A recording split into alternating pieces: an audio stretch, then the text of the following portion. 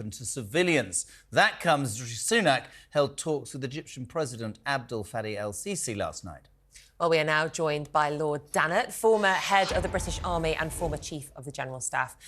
Good morning, Lord Dannatt. Thank you so much for joining us. It is positive news with the evacuation of some civilians from Gaza into Egypt, but 300 doesn't seem like nearly enough. Well, you're right. I think one has to take some comfort from small positives. This obviously is a step in the right direction, but we know that there are many foreign nationals in Gaza. And then, of course, much more to the point, really, there are a very large number of Gazan citizens themselves who have been injured, and a lot more who need vital aid to sustain themselves. And it's a question of getting some people out, but also making sure that sufficient supplies come in to maintain life for those Gazan citizens. Lord Dannatt, great to have you back on Talk today. Thank you for joining us this morning.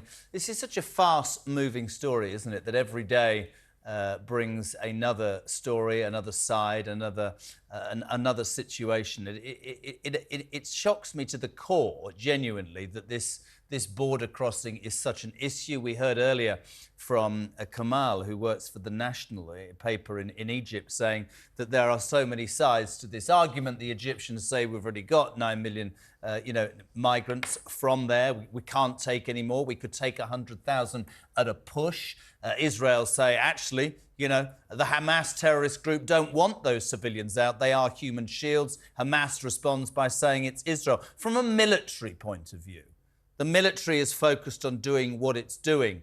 This sort of push for humanitarian pauses, Biden overnight quite vocal about that. What would your response be if you were on the ground in this operation to the call for a humanitarian pause? Well, you ask a very difficult question, and it's really quite difficult to give an answer that suits every side. I think looked at from the Israeli perspective, I mean, they have made it quite clear that their mission is to destroy Hamas. And in all fairness, going back to what happened on the 7th of October, you can see why they are so determined to do it.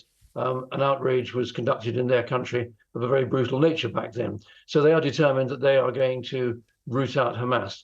The complication is the environment, which is so many people. And I think trying to do more than a nod towards the international laws of war, the Israelis have required as many Gazans as possible to move from the north to the south.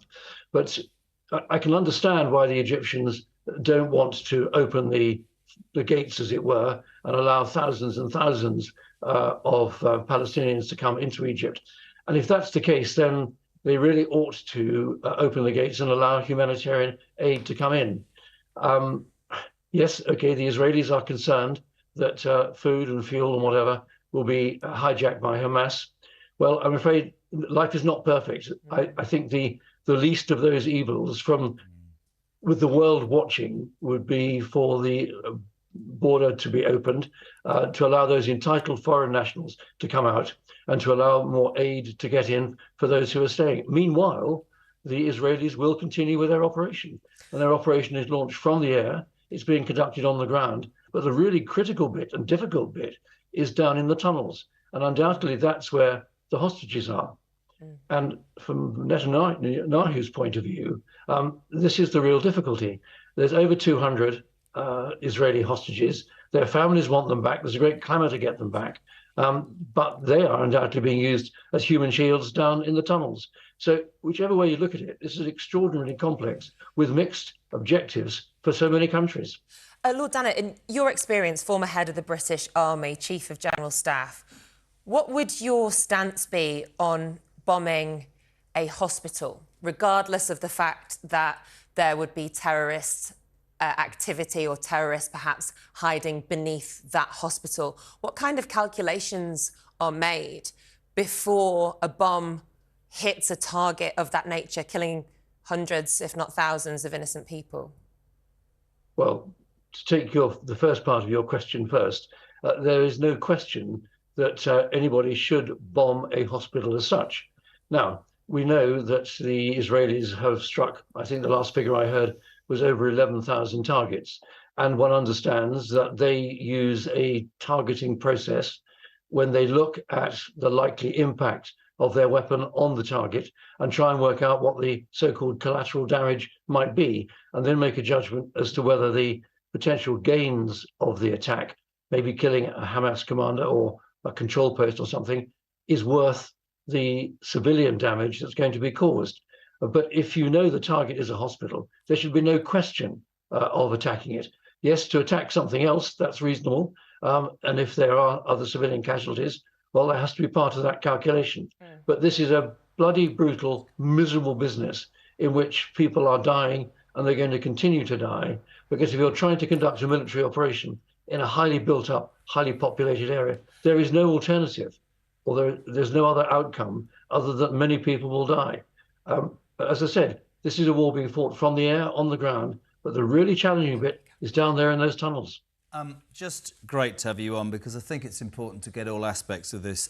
Much said yesterday, Netanyahu, this is war, no ceasefire. Lots of people across the world saying, come on, we want a ceasefire. Hamas doesn't want a ceasefire. A ceasefire is just, I had it explained yesterday that the aggressor likes a ceasefire because it abdicates some of their responsibility. I know this is an impossible question for you, Lord Dannatt, but where does this end in your military experience's mind? Well, I'll get my crystal ball out, Jeremy, and give it a polish for you. I think there are a variety of possible outcomes. One is that this will go on for really quite some time and will intensify, with the Israelis determined to achieve their objective of destroying Hamas. And if that's what they are determined to do, they've got to commit to a long operation. It will take time. More civilians will die. More world opinion, criticism will be heaped upon Israel. But I think we know that the Israeli attitude is, we've got to do what we've got to do, and almost let public opinion say what they like. We are in a war for our own survival, and we must win. And you can have a lot of sympathy with that.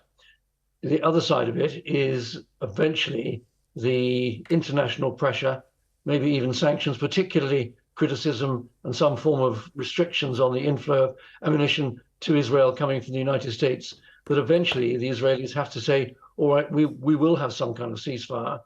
That ceasefire might become a longer one. It might then morph into negotiations. But you come back to what I was saying a moment or two ago. The Israeli objective is to destroy Hamas. And I think now they've committed themselves to it. I think the most likely outcome is this will go on, and it will go on, and it will go on for quite some time, until the Israelis feel that they've done enough damage to Hamas, or they've actually destroyed Hamas. And then at that point, they will withdraw. And Gaza will be a smashed up wreck of what it was before. And that's the point where the international community needs to get engaged again and move in the best possible way to try and recreate some form of decent life in Gaza, reconstructing buildings, looking after the welfare of people. Now, if that was to happen, then there may be an opportunity for opinion within Gaza to change, and there might be the beginnings. This is getting pretty wishful now. Yeah. There might be the beginnings of a new relationship between the inhabitants of the Gaza Strip and Israel.